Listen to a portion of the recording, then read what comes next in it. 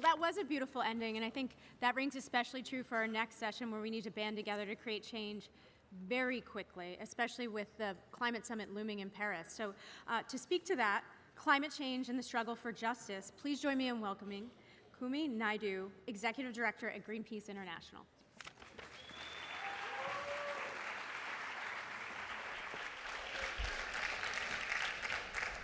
Thank you, friends, colleagues, dear brothers and sisters. I stand before you somewhat nervous because these days when I speak at meetings and I go on to say we are running out of time on climate, we are running out of time on forests, our oceans are being destroyed, and at the end of the speech sometimes people will put up their hands and say, Mr. Naidoo, have you heard of Martin Luther King? And then I say, yes, he inspired me as a young person. And then they say, do you know what his most famous speech was called? And I say, it's I Have a Dream. And sometimes people say, yes, it was I Have a Dream. When you speak, it sounds like you have a nightmare. And one of the challenges of the moment that we find ourselves is to muster up today 1 billion acts of courage to actually address the fact that we have to speak to our leaders and get them to understand that they are not acting with the urgency that the situation calls for. Nelson Mandela once said, courage was not the absence of fear, but the triumph over it. The brave person is not one who does not feel afraid, but one who conquers that fear. I remember my first protest as a 15-year-old against the inequality in education. As we marched out of our school violating a law that prevented protests, the slogan at the front of the march was, "We want equality." By the time the slogan got to the back of the march, people were shouting, "We want a color TV." Because kids in white schools had color TVs and kids in black schools had no TVs. To be honest, at that moment in my life as a 15-year-old, I wanted both. I wanted equality and a color TV. But importantly, both seemed equally impossible. I was expelled from school as a result of that at the age of 15.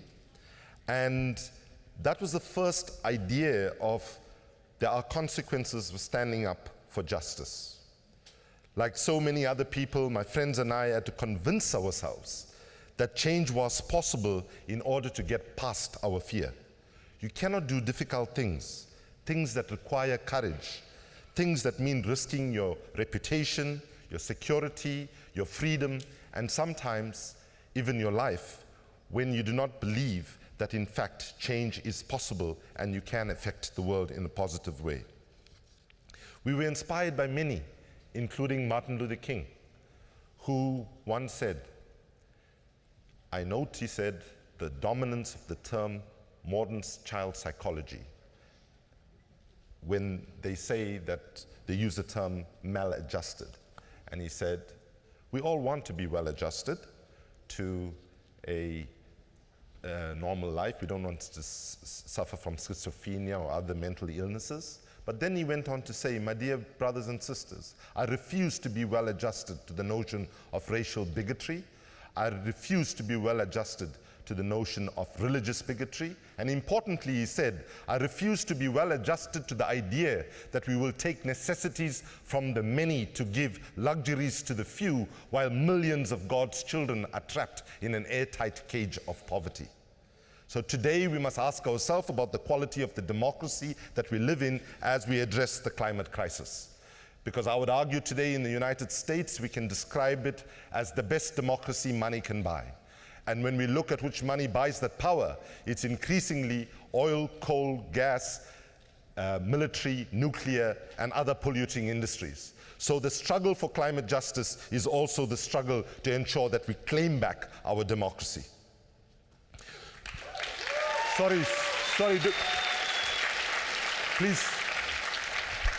Please don't clap, I've got a time restriction here. So change became possible in South Africa when enough people believed that change is possible. And today, my dear brothers and sisters, as I stand and talk before you, I believe that change is possible with regard to climate change. There's enough of us standing up, and we will not allow those with power not to act with the urgency that the situation calls, because this struggle is not about saving the planet, saving the climate, saving the environment. As the leader of Greenpeace, let me tell you, the planet does not need saving. If we warm the planet up as we are going, the consequences are we will be gone, the planet will still be here. In fact, once we're gone, the forests will recover, the oceans will replenish, and so on. So understand that the struggle that we are engaged in is to ensure that humanity can fashion a way to coexist in a mutually interdependent relationship with nature for centuries and centuries to come.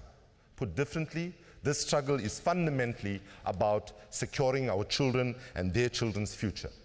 In 2009, in Copenhagen at the last big climate negotiations, we went there saying we want a FAB deal. Not a fabulous deal, but a fair, ambitious, and binding climate treaty. What we got in Copenhagen was a FLAB deal, F-L-A-B, full of loopholes and bull. So when we go to Paris now, we are trying to get the same deal that we should have got 6 years ago. And we are going there with a message that says, we believe that we can have 100% renewable energy access for all by 2050 if our governments act with the urgency that the situation calls for. Today we are seeing developing nations such as in the Pacific, where in fact we are living today with the reality of climate apartheid. It is terribly unjust that the people that are paying the first and most brutal price for in terms of climate impacts are those that have been least responsible. So we are looking at new ways of standing up. And when we address our governments now, we are saying to them that you need to understand there are consequences, not only to governments, but also to corporations. Just a few days ago, Greenpeace and some of the survivors from the typhoon in Philippines started a legal application that has been accepted by the Philippines Human Rights Commission to bring a case of climate liability against the big oil, coal, and gas companies that carry the responsibility for the death and mayhem of the people that die in the climate impacts that we are seeing already. The important thing is, in resisting, we often have to engage in what is sometimes illegal. Recently, when some of us, including myself, participated in actions in the Arctic to stop drilling in the Arctic, we were thrown in prison in Greenland, in Russia, and other places. And the important thing to know, just because something is legal does not make it just. Slavery was legal. Colonialism was legal. Denying women the right to vote was legal. It never made it right. So today we say that just because there are laws that protect those that are driving us towards climate catastrophe is no reason why we should not stand up with the courage that the situation calls for.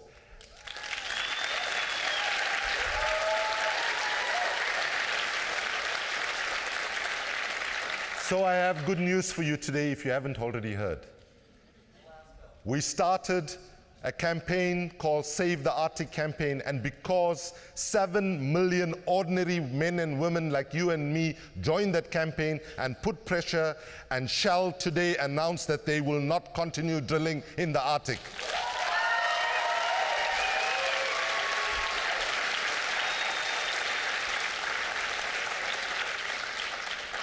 So in South Africa, the kind of courage during our struggle was contagious courage.